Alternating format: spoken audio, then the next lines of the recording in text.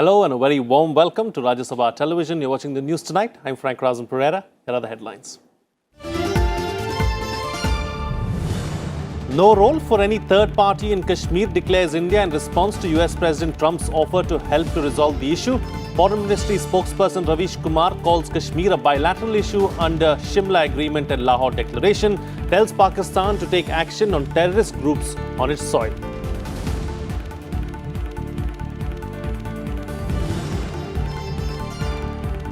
BJP National President JP Nadda says Citizenship Amendment Act, a law of the people that's intended to give citizenship and not snatch it away, accuses the Congress of conspiring to fan riots in the country by creating apprehensions over it.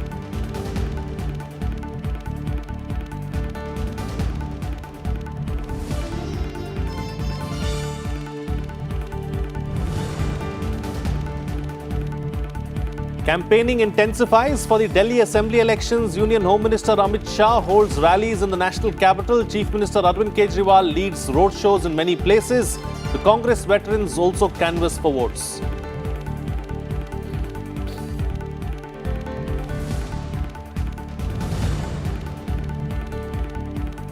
The Indian economy poised for takeoff, Piyush Goyal asserts at the World Economic Forum in Davos.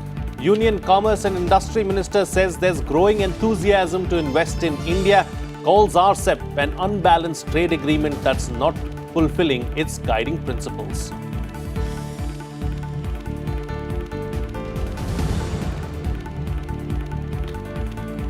And coronavirus spreads in China. Lockdown ordered in 3 cities including Wuhan and Huanggang. Restrictions imposed on public transport. Nurse working at a Saudi Arabia hospital, first Indian to be infected with the virus. India screens over 9,000 passengers of 43 flights for the disease at 7 airports.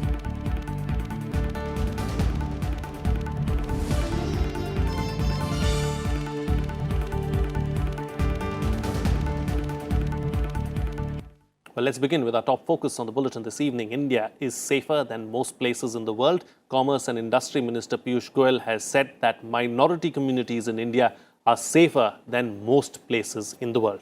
Speaking at a session on Strategic Outlook, India at the World Economic Forum 2020, Goyal said that India is one of the most inclusive societies in the world, which welcomes diverse viewpoints and opinions. Goyal also said that in India, all the government programs are designed in a way to provide equal opportunity to everyone without any discrimination on the basis of color or caste. On the economy, he said that India has huge growth opportunities as he welcomed investors from across the world. On the regional comprehensive economic partnership, Goyal said it was an unbalanced trade agreement which was not fulfilling the guiding principles on which the RCEP was started about 8 years ago, and therefore India chose not to participate in it.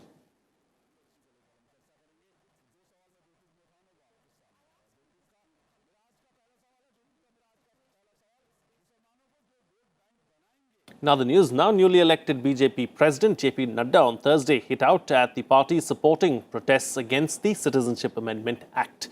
Addressing a public meeting in Agra in support of the CAA, Nadda said that the Congress was provoking Muslims. Allaying the concerns of the minority community, Nadda said that the law is to provide citizenship, not to take it away. He also said that in the past 8 months, the Modi government has done what the previous governments could not do in 70 years.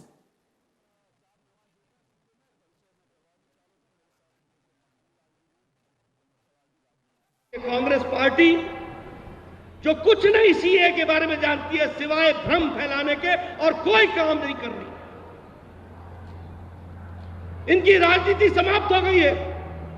इनको समझ में आ गया है कि देश बदल चुका है और मोदी जी के नेतृत्व में तीव्र गति से आगे बढ़ रहा है। इस कारण से उनकी दिक्कत हो रही है। कोई मुद्दा नहीं रह गया। आप बताइए, ये क्या कहते हैं? ये कहते हैं करोड़ों लोग भारत में आ जाएंगे। अरे तुमने कानून पढ़ा ही नहीं है, आने वालों की बात नहीं है। जो आ गए हैं, जो यहां रह रहे हैं, जो 20-20 साल से यहां रह रहे हैं, उनको नागरिकता दी जा रही है।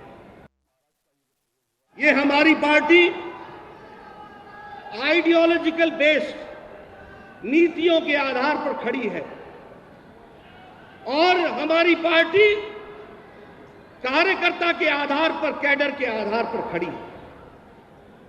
इसलिए कार्यकर्ता की चिंता करना और विचार के लिए समर्पित रहना, इसको आगे बढ़ाने का काम मैं करूंगा।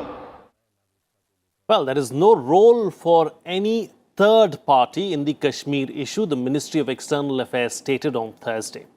The ministry's assertion came in response to US President Donald Trump's fresh offer to help in resolving the issue. MEA spokesperson Ravish Kumar said that the issue has to be resolved bilaterally with Pakistan and the onus is on Islamabad to create an environment for engagement. He said India's position has been clear and consistent on Kashmir. Earlier on Tuesday, Trump said in Davos that the US was watching the developments related to Kashmir very closely, repeating his offer of help.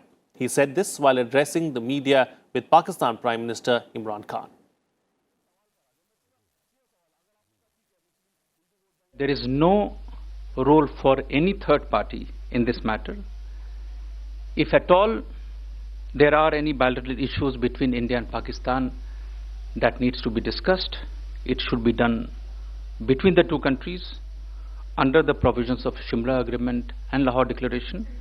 But again, as we have said in the past, that the onus is on Pakistan to create such conducive conditions, which is free from terror, hostility and violence, and which could also lead to some meaningful engagement between the two countries. Ravish Kumar said that Pakistan's attempt to create an alarmist situation in Kashmir has failed as the global community understands Islamabad's double standard. On remarks made by Pakistan Prime Minister Imran Khan at Davos on India and India-Pakistan relations, he said that the remarks are factually inaccurate and contradictory. Pakistan को ये समझना होगा कि global community ने उनके जो double standards हैं उनको समझ लिया है।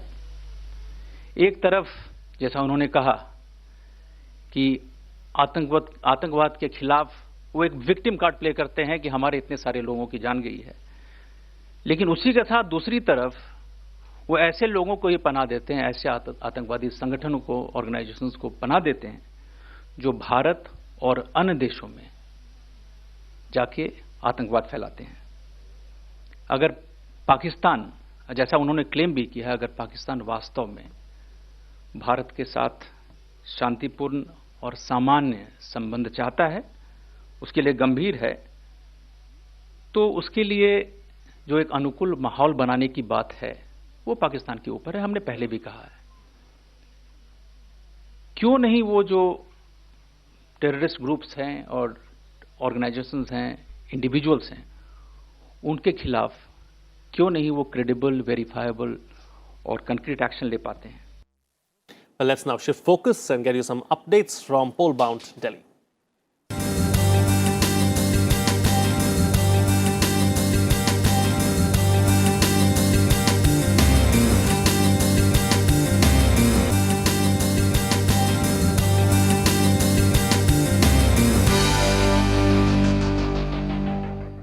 Well, campaigning for the Delhi Assembly election has intensified with leaders from all political parties holding election rallies and roadshows. Now, senior BJP leader and Home Minister Amit Shah on Thursday campaigned in support of the BJP candidates. He addressed an election rally in West Delhi's Patiala constituency. During his address, Amit Shah alleged Delhi Chief Minister Arvind Kejriwal-led government has failed to fulfill the promises related to employment, installation of CCTV cameras and bringing a law for Lokpal. 15 lakh CCTV camera लगाने थे, 25-30 हजार लगाकर दिल्ली वालों को दिखाने का काम कर रहे हो भैया। 15 लाख सीसीटीवी कैमरा लगाने थे, 5000 डीटीसी की बसें लानी थी, सिर्फ 300 लाए हो। 8 लाख युवाओं को नौकरी देने थी, जो नौकरी देने की छोड़ो, जो पहले से बेचारे अस्थायी नौकरी में है, उनको भी आपने स्थायित्व नहीं दिया। फ्री वाईफाई देनी थी, मैं पूरे रोड से आया, मोबाइल लगाता रहा, बैटरी घिस गई, वाईफाई नहीं मिला भैया, कहीं वाईफाई नहीं मिला। एक जन लोकपाल लाना था, अन्ना हजारे के आंदोलन के सहारे आप मुख्यमंत्री बनकर बैठ गए और अन्ना की कल्पना का जन लोकपाल आप नहीं लाए। मोदी जी ने लोकपाल का बिल पास करा, उसको भी आपने दिल्ली में स्वीकार नहीं करा। Meanwhile, Chief Minister Arvind Kejriwal on Thursday held roadshows in 3 constituencies. Kejriwal campaigned in Patiala, Uttam Nagar and Vikaspuri constituencies and appealed to the people to vote in large numbers in support of the Aam Aadmi Party in the upcoming polls. He also highlighted his government's work related to water, electricity and education in the last 5 years. Delhi Assembly polls will be held on February 8th and the counting of votes will take place on February 11th.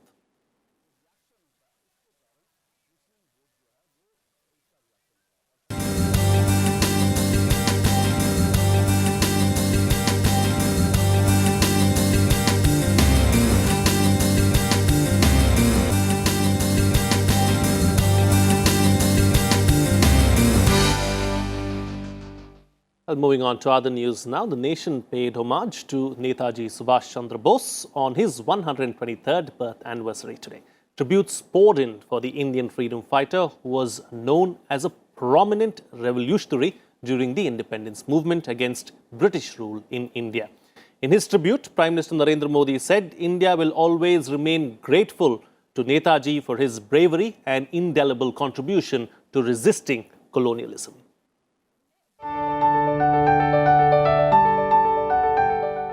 On the 123rd birth anniversary of Netaji Subhash Chandra Bose, the nation is paying tribute to one of the most iconic and influential freedom fighters of India. To mark the occasion, a statue of Netaji Subhash Chandra Bose was unveiled at the Raj Bhavan in Chennai. In his message, President Ramnath Kovind described Netaji as one of India's most beloved national heroes and an icon of India's freedom struggle, adding that his courage and patriotism inspires us. Paying tributes to Netaji in a series of Twitter messages, Vice President M. Venkaiah Naidu said Subhash Chandra Bose instilled patriotism among Indians. He gave the slogan Jai Hind and inspired thousands of people to take part in freedom struggle. Naidu further added that his act of hoisting the tricolour for the first time in Port Blair in 1943 and his act of declaring Andaman and Nicobar Islands as first Indian territory to be freed from British rule continues to inspire every Indian. Paying tributes to Bose on his birth anniversary, the Prime Minister said that he stood up for the progress and the well-being of his fellow Indians. The Prime Minister also shared a video message on Netaji's birth anniversary, saying that India will always remain grateful to Subhash Chandra Bose for his bravery and his contribution to the freedom struggle. Netaji Subhash Chandra Bose एक ऐसा वीर सैनिक जिसने आजादी की लड़ाई में अहम भूमिका निभाई। दिल्ली चलो, तुम मुझे खून दो, मैं तुम्हें आजादी दूंगा जैसे ओजस्वी नारों से नेताजी ने हर भारतीय के दिल में जगह बनाई। नेताजी का एक ही उद्देश्य था, एक ही मिशन था, भारत की आजादी, मां भारती को गुलामी की जंजीरों से मुक्त कराना। यही उनकी विचारधारा थी और यही उनका कर्म क्षेत्र था। अपने लक्ष्य के प्रति जिस व्यक्ति का इतना साफ विजन था, लक्ष्य को हासिल करने के लिए जो अपना सब कुछ दांव पर लगाने के लिए निकल गया हो, जो सिर्फ और सिर्फ देश के लिए समर्पित हो, ऐसे व्यक्ति को याद करने भर से ही पीढ़ी दर पीढ़ी प्रेरित हो जाती है। In another tweet, the Prime Minister shared a photo of Subhash Chandra Bose's father's diary mentioning his birth. Home Minister Amit Shah, Defence Minister Rajnath Singh and Congress leader Rahul Gandhi were also among others who paid tributes. While people from across the country paid tributes to the iconic leader, Odisha-based sand artist Sudarshan Patnaik remembered Netaji Subhash Chandra Bose by sharing a sand art sculpture at the Puri beach.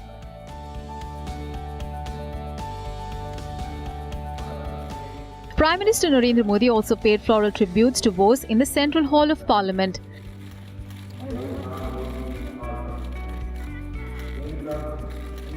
Various dignitaries, including Congress leader Ghulam Nabi Azad, Anand Sharma, Parliamentary Affairs Minister Prahlad Joshi, Lok Sabha Speaker Om Birla were among those who paid tributes to Bose.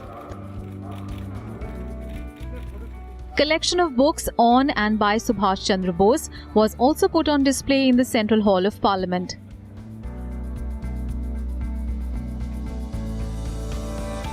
Netaji was born in Odisha's Cuttack city on 23rd of January 1897. His unflinching patriotism and fearlessness made him an icon of India's freedom struggle. Bureau Report, Rajya Sabha TV.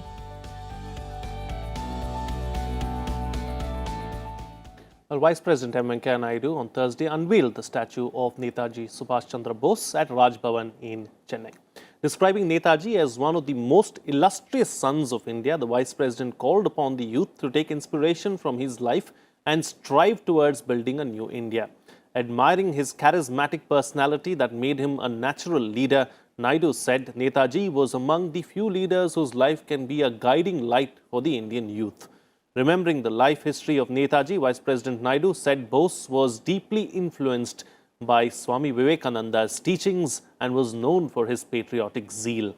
The Vice President also mentioned that Bose had passed the Indian Civil Service examination but resigned from service and devoted his life for the cause of our country's freedom.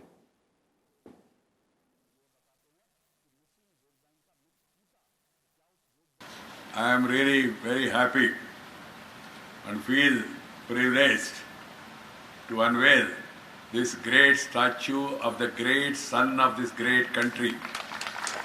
And today is his birthday.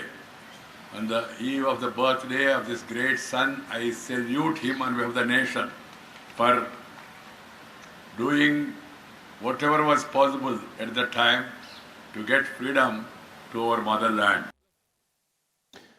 Moving on to some international related news now. Well, Brazil's President Jair Messias Bolsonaro will be the chief guest at the Republic Day parade celebrations this year.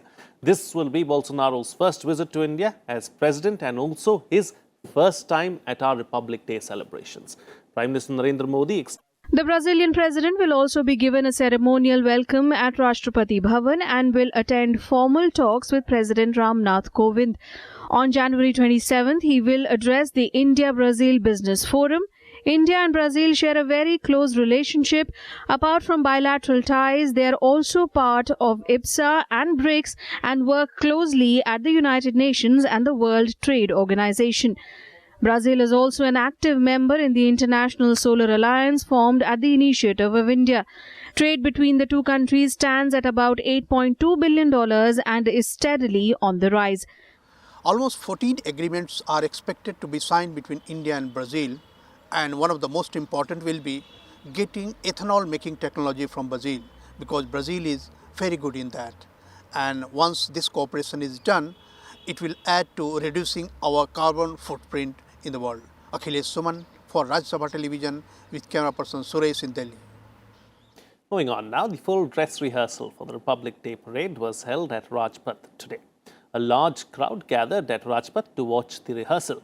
Colourfully decorated tableau of 16 states and union territories and 6 central ministries took part in the full dress rehearsal. Meanwhile, preparations are in full swing for the upcoming Republic Day celebrations. The main function will be organised at Rajpath in the national capital, where President Ramnath Kovind will take the salute of the parade.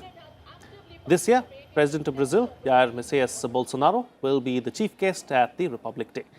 Major attractions this year are the flypast by the newly inducted Chinook and Apache helicopters, along with Sukhoi and advanced light helicopters. Security personnel from the Delhi Police and other central security forces have been deployed in the national capital.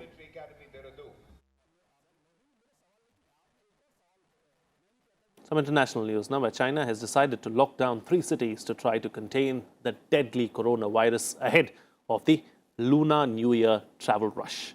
In Wuhan, police, SWAT teams and paramilitary troops are guarding the train stations, airport, ferry, subway and bus services to contain the movement of people to and from the city.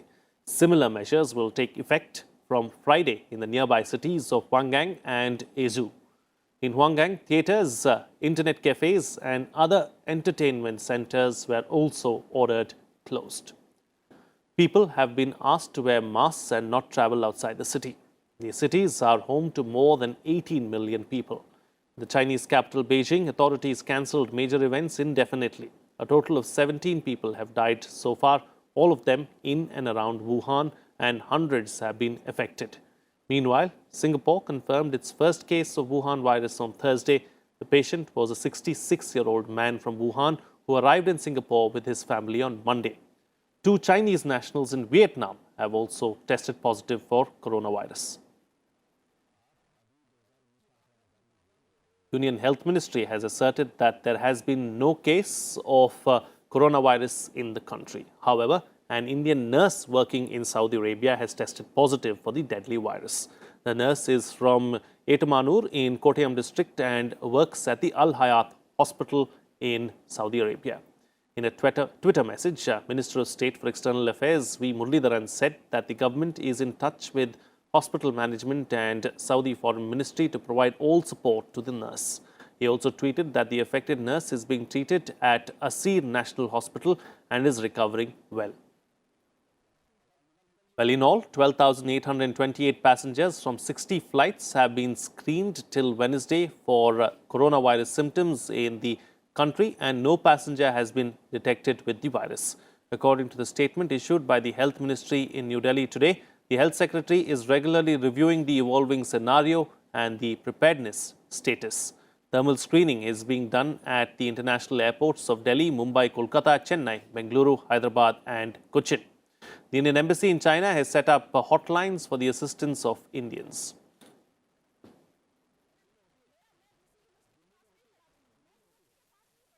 And it's now time to talk about the environment and climate change.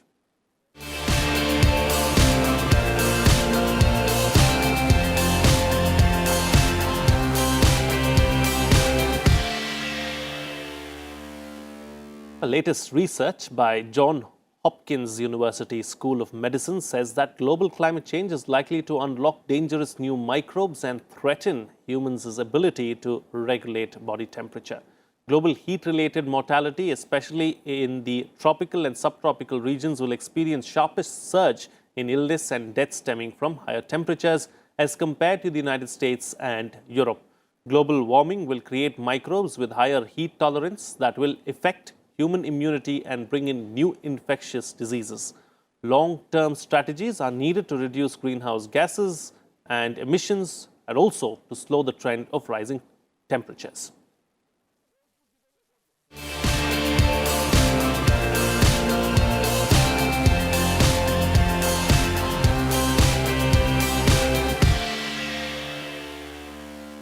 Well, with that, it's a wrap on this newscast. Good night.